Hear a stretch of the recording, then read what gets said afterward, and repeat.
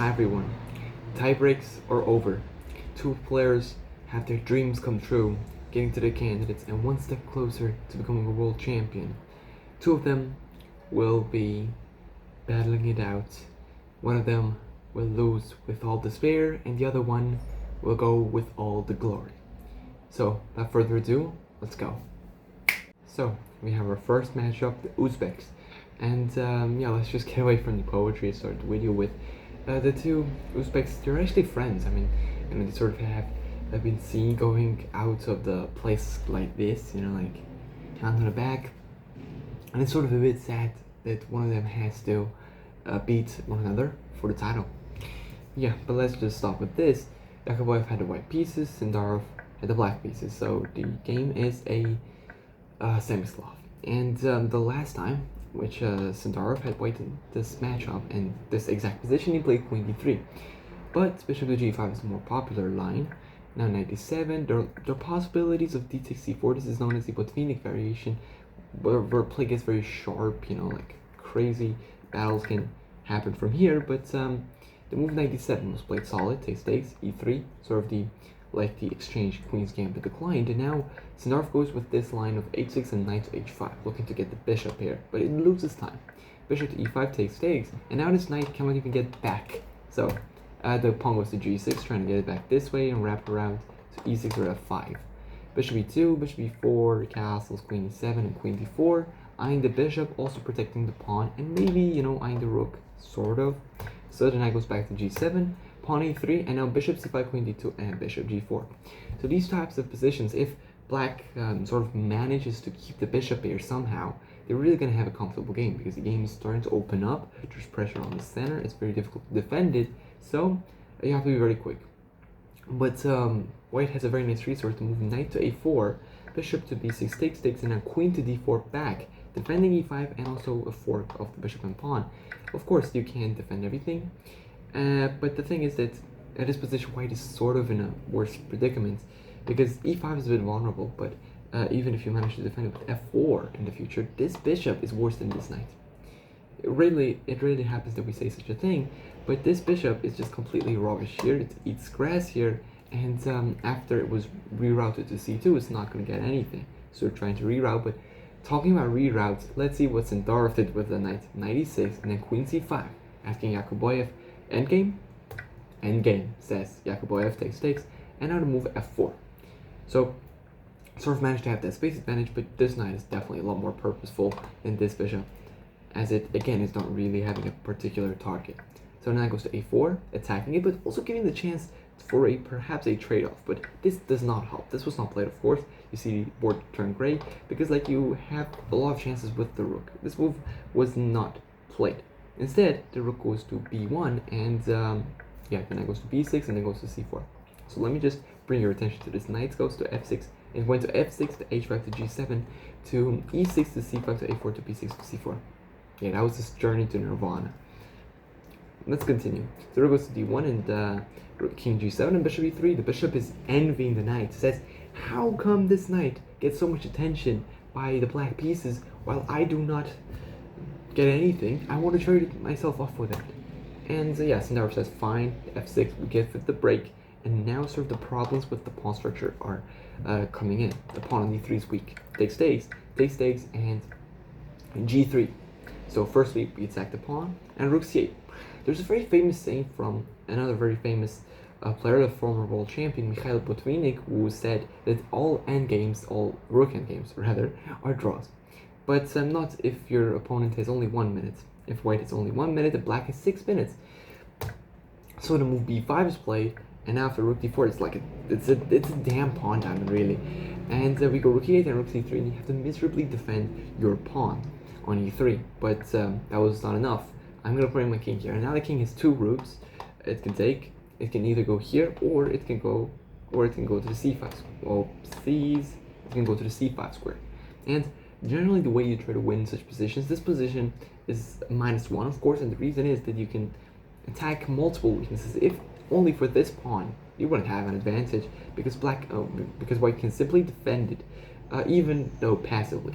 The way you win is that you create a pawn break to open lines for your rooks to attack a second or even a third target. For example, h5, h4. It opens the h file for pressure against the pawns. Or, for example, b4. It opens the a file for this to put pressure on b2. That's the way we go. So the king goes to f3, h5, and now b3. Just forget about those things. Now g5 takes, and takes, check and takes. One of the players in the diamond have fallen, but that doesn't matter. We still have a lot of pawns, and this pawn is actually very weak. Now, what Yakkkuboev had to do was to just sit and wait. Instead, he didn't. He was too eager. He played a4, and that gives us just enough time. Rook a8 takes, check, and you're almost getting mated. The king is very passive. Pawn takes. Now I have 2 pawns. Everything's cleared out, and this pawn is never gonna promote because it's just isolated, very weak. These 2 pawns on one are not really gonna get anywhere because we've got a king standing as tall as a tower, I guess. Is that the expression? I don't know. As tall as a tower in front of the pawns, but these pawns, they're connected and they can get going to the promised land. You have to promote, but you have to first defend them with the rooks. Defend them from behind and of course from forward. Check here, rook c1, rook c6, e5, c3. This pawn is not going anywhere. If you push it too much, I'll just simply go here. Right? I mean, at the moment I can take, but if you can ever do that, I just will stop it with the king. Rook here and c2. White, Yakkkuboev simply resigned. Why? Because rook b1 is unstoppable. And at the end, I'm going to trade a pair of rooks. For example, here, rook b1, we go here, takes, and now watch this other pawn as it comes. The pawn is going to get to b2, and you're busted. And yeah, he simply resigned in this position. The next game, Sindarov is white. Let's see how he does. So, we have our second game. Sindarov has the white pieces, and logic will tell him to play solidly, but he definitely didn't do that. Let's see the game. So e4, and understandably, Yakkkuboev has to take risks. c5, the Sicilian, knight f3, and we have the Naruto Sicilian with a6 and now h3. This is known as the Adams attack, and its idea is to literally play g4 on the next move. This is definitely not what you would expect from someone who has to just draw the game. 97, and you can just go g5. You go g5, gain space, b5, yeah, a3, I'm just moving my pawn again. h4, yeah, complete, nothing normal, nothing unnormal. And bishop e3, f4, and f5.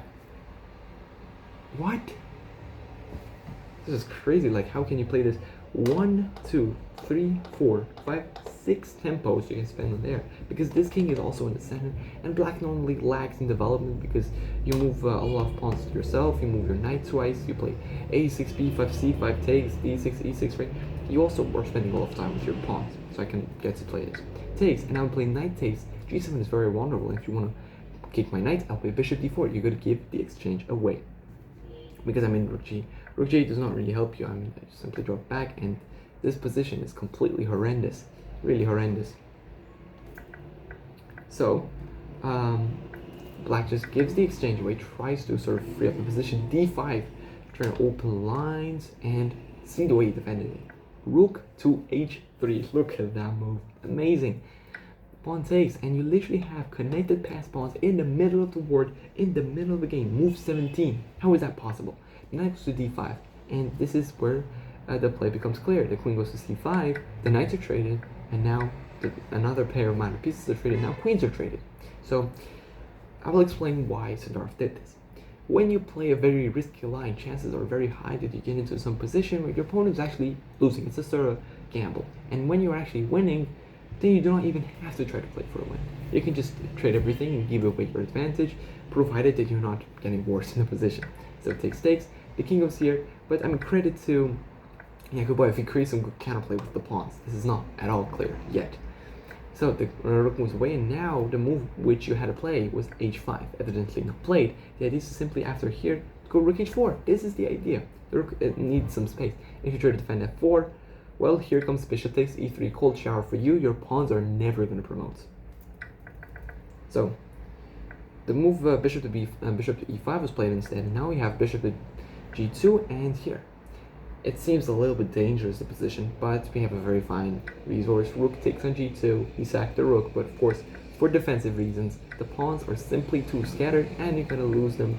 Of course, black tries to hang on to e3, but I mean, after this trade of pawns, and then the h pawns getting traded, You think that you are actually going somewhere, but no, you're not going anywhere. The bishop goes to f2, here takes, here rook f2 takes, and this endgame you cannot win. And yeah, I mean, if anything, it's probably white which can win, because I can very easily stop this pawn, or if you decide to push it, I will just keep checking you until I draw the game. And yep, Sindarov books a place at the candidates and also the FIDE World Cup finals. That's not really that important anymore for him. And yeah, Yakkkuboev has to try his luck against the loser of the next game. So we have our second matchup, which promised to be a lot more inspired than our first, but it's a tie breaks. You have to play for a win. So Esipenko has the white pieces, opens with e4, and now we have the Petrov again from Wei Yi. A very solid move, opening rather. Knight takes, knight c3, trying to go for this structure, opening of the pieces, but damaging the pawn structure a little bit. Bishop f4, knight c6, bishop f5, and something very similar to this was played in the past. This is a completely solid position. The bishop was on e6 in the last game they played, and some very minor differences. The bishop goes to b5, and I mean, Esipenko was definitely trying for a win. I mean, he's always been trying to do that. Knight d4 is in the way, a6, rook d8, and now after knight d4, you would feel like, oh no, my pawns are getting double, what the hell should I do? Well, here Wei shows amazing mastery, b5, cool, and calm and collected, literally very strong nerves also to play this move. Then you have to get the bishop, and now the bishop goes to c6. I keep chasing your bishop. The bishop goes to c6, and the bishop goes to d5 now, c6, and bishop f3. The bishop literally just wrapped around the position like his Eminem, really, and going here all the way like this, and is now literally threatening to play bishop to g4, and knight c4 now hits the queen. I mean, it's really amazing to really see that you've given your opponent the bishop pair, and you also have got pawns so forward with your king. So some sort of a same side attack, but it's still fine. The queen goes to d4, and now bishop to f6. You have to keep attacking the queen, otherwise this will come in. Now Esipenko has a very nice move, queen takes c4, but it's not really that effective. Takes and bishop to g4, and this move I really like from Wei Yi. He plays move queen to e6, very, very beautiful and very precise, because it says that you have to take it on your own terms. If I took on my own terms, then the rook would open. This is, of course, by no means losing for black, but it's just some sort of a nagging pressure for black from white to black, which you would want to avoid. I mean, a strong player would definitely be able to avoid it with a move like queen e6. Now, takes, and rook here. This endgame, if anything, it seems like black is a little more coordination and stands a little bit better, because the most of the pawns, for example after d5, are on light squares, which complements the bishop on the dark square. Something you should also try to do in your own games. The bishop goes to e3, a4, bishop c5, and the pawns get rolling. Like, literally, the pawns start rolling forward. And I mean, if I manage to get a path pawn, it's going to be crazy. The king goes to a2, and f3 is played. Very, I mean, sort of committal here. Now the bishop goes to g3, b3, now sort of engineering the pawn break, but it's still not that strong. The bishop goes to e5, rook e3, now bishop f4, rook back. Here Wei Yi probably had the best position in the entire game. Could have played e3 and had this pawn, which would completely suffocate black. But yeah, he just said that, well, I mean, I've got the white pieces next game, let's just go for a draw. So now, Wei Yi's got a white pieces, all of the momentum is for him. He plays move e4, and now we have an Italian. I mean, in the past few years, the Italians have been very, very full of new ideas. Bishop c5, c3, the d3, the gioco pianissimo, meaning the very slow game. You slowly try to expand, maybe b4, maybe d4, I don't know, whatever. Now the pawn goes to a6, a very, very nice move, stopping bishop g5, because there are many lines. For example, I don't know, if you play d3, d6, where black can play the move bishop g5, and essentially just white can play bishop g5 and provoke this thing. This is very cutting edge. But yeah, Esipenko didn't like this, so instead he played the move h6, and I mean, this move was really good. I mean, it took Wei Yi out of his prep a few moves later. He played b4, bishop b6, and a4, just throwing the pawns forward, and now a6, very important. You cannot play a5, because that would just give me the ability to just take the pawn, and you're just completely lost. However, after a6, you cannot play the move b5, because I'll just simply take, and you cannot take with the pawn, you're going to take with your bishop, and I mean, I can just simply play a move as solid as d6, and your pawn is going to be targeted for the rest of the game. So after a6, short castles, d6, 97, 92, castles, bishop. So you see, Wei Yi is starting to spend some time. Esipenko has 16 minutes, and Wei Yi has 14. So the opening experiment is definitely worked well. Rook e8 now, knight c4, bishop drops back. I didn't want to trade that knight for the bishop. Now bishop to e3, bishop to e6, keeping on developing, and now bishop takes, and rook e1. Just simple, calm improvement, nothing crazy for now, no tactics or whatever. This is just the nature of the gioco pianissimo. Now it goes back to a8, and now knight e3, perhaps trying to, I don't know, put some pressure and maybe trading the light square bishops, gaining control over the light squares. Now queen d7, nice move. Again, some sort of an instructive move. Do not really take. You can just simply defend and keep your control over the light squares. Queen d7, and now a5, just isolating this pawn. This pawn is never really going to get out easily, and if it does, then a6 is going to be sort of just fixing your queen side. Bishop takes, queen takes, and now knight e7. A very nice plan. The knight is probably going to go here to maybe just hide the f4 square and plan for this c6 d5. This is normally the plan which black has to sort of unwind in the Italians. Now knight g6, and now goes knight f5, and now we can play d5. No preparation necessary because my queen is hitting your knight. c4 now. Takes, and now queen c6. You can say that Esipenko, yeah, perfect. Esipenko sort of argues that, well, you've pushed your pawns too far because not only are your pawns' strengths, you're also weaknesses. Queen c2, first you just defended both pawns, king f8, and this is some sort of a, very, you can say it's a disrespectful move by Esipenko, this, or you're even playing on, like, I can just play king f8, king g8. Let's see where you go to work. g3 first, very nice move, just stopping, any jumps from the knight. There goes to d8, and now rook d3, another instructive moment. Do not give up control of the d file. Just play rook d3, and if they're going to take, you're still going to keep control over the d file. Then goes g8, knight here, takes, and knight b3. This transformation really benefits white, because firstly, the d file is up for grabs for them, and this knight really cannot move away easily, because then I'm playing knight c5, weakening this, targeting the isolated pawn, which you created like 10 moves ago perhaps.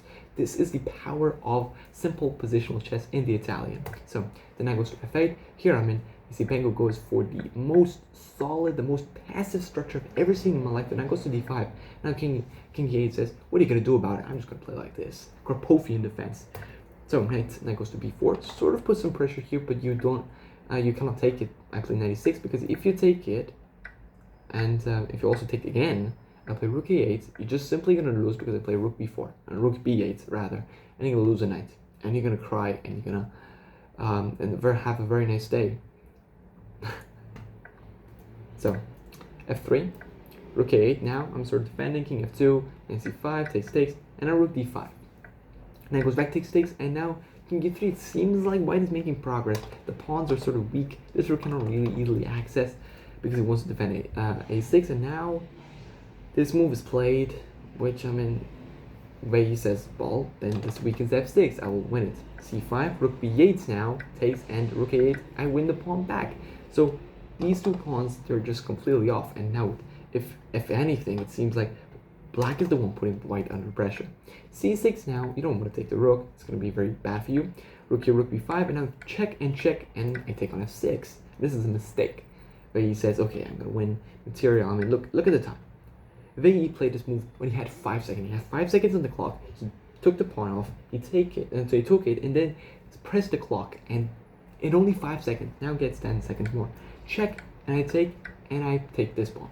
Every single annoying pawn of yours has been gone. h2 will also fall after that, after which g3 is also going to hang. How are you going to even play this position? Your time is also very low. So the rook goes to h8. Says, okay, I'll also win your own pawns. Now, rook takes h2 is a mistake. Really difficult to explain. Now the knight goes to g4. I play rook g2. Exactly as I said, the g3 is going to fall. Takes, and I'm knight f5. Look, you're off by 2 pawns, but the evaluation says -1. And the reason is that, firstly, this pawn is very weak, and this pawn is a bit difficult to push. Knight is a bit clumsy, also this pawn is like a million years away from promoting. So rook goes to g2, and now the rook goes to h7, having eyes on c7. Here what you had to play was to play the move rook a2, getting the rook and the knight out of the way to sort of stop, some forks and possible ideas, and to just try to play some check, and perhaps just maybe, start getting the pieces in. And Essentially, the rook on a3 defends the knight, which defends both pawns, and then the king can move and push the pawns. This is some sort of a configuration the engine wants, but after rook, here king b6 was played, after which knight e3 comes. This is a very nice move now. Look, I'm looking for knight e5 check, which will win your pawn. I'm also hitting your rook. So first, Esipenko, also, let me just tell you this. Wei Yi played this move, knight e3, when he had only 1 second on the clock. Press the clock. Yeah, so here, Esipenko first hovered over his rook, tried to move it away, perhaps like maybe check, right? But then said, oh no, I gotta do something about this. Let's go prophylactic, complete Russian school of chess, c6.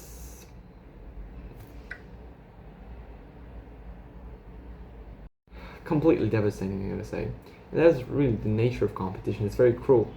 So now we have Sindarov and Wei Yi adding to the list of the already candidates. So it's Fabiano Caruana, Anish Giri, Matthias Bluebaum, now Wei Yi, and also Yakkkuboev-Sindarov. Also, the two others, perhaps from the FIDE circuit, is probably Prague, and from the ratings are also is also Hikaru Nakamura, very controversial qualification, you gotta say. And the final spot, the 8th spot, will go to either Yakkkuboev or Esipenko. Stay tuned, the next games are tomorrow. I'll see you there.